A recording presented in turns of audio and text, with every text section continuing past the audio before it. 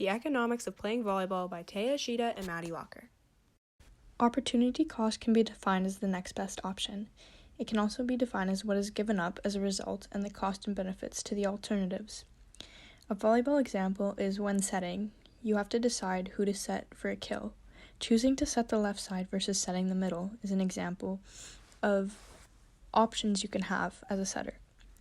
Let's say the left side hits the ball out. You gave up setting the middle that could have hit the ball for a kill. Another example of opportunity cost is when hitting. You must decide where to hit. You have to examine the costs and benefits and think of which is most likely to score. For example, when you hit cross, you're giving up the next best option to hit line or tip the ball. The club volleyball tryout process could be a very stressful thing for many athletes.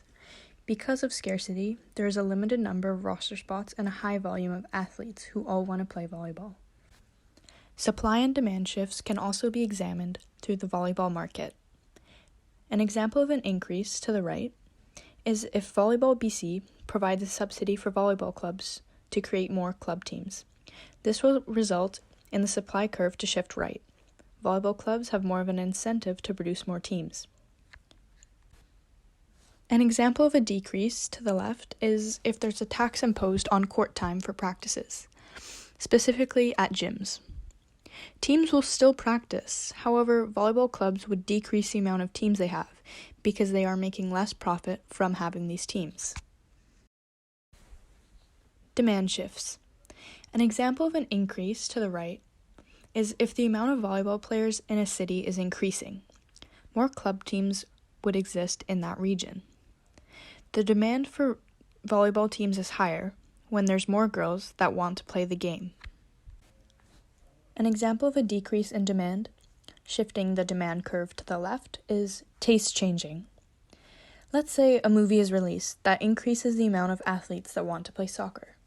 This would cause the amount of volleyball players to decrease, resulting in the number of club teams present to also decrease.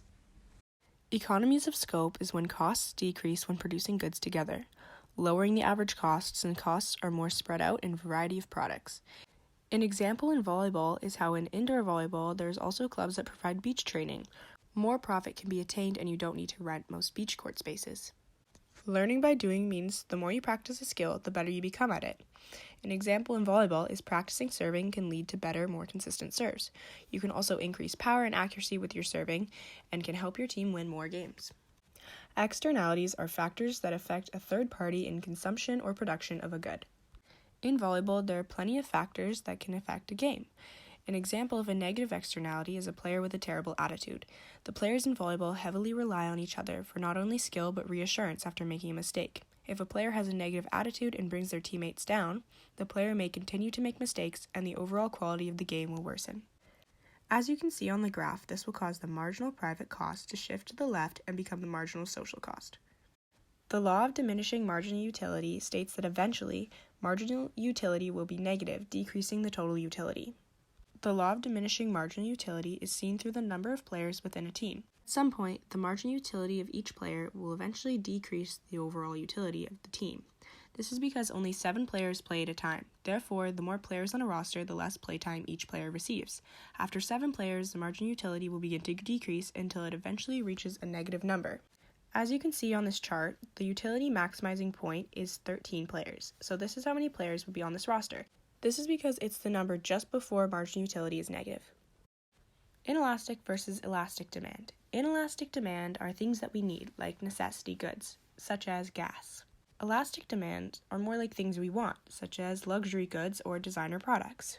Elastic demand has more choices and alternatives and also more time to choose your option. An example in volleyball is that a coach's demand for a setter would be more elastic if the coach already had 2 signed setters. However, if the coach has only 1 setter or less, their demand for setters is inelastic. This is because a team must have at least 2 setters to be a complete roster. Comparative advantage is what is used to figure out the option that minimizes the total opportunity cost. Comparative advantage is seen in volleyball when the coach is deciding between 2 players to play left side and right side attackers. There can be an athlete that is extremely good at both and their kill score is higher than the other in both areas. However, the other athlete's only good at playing right side.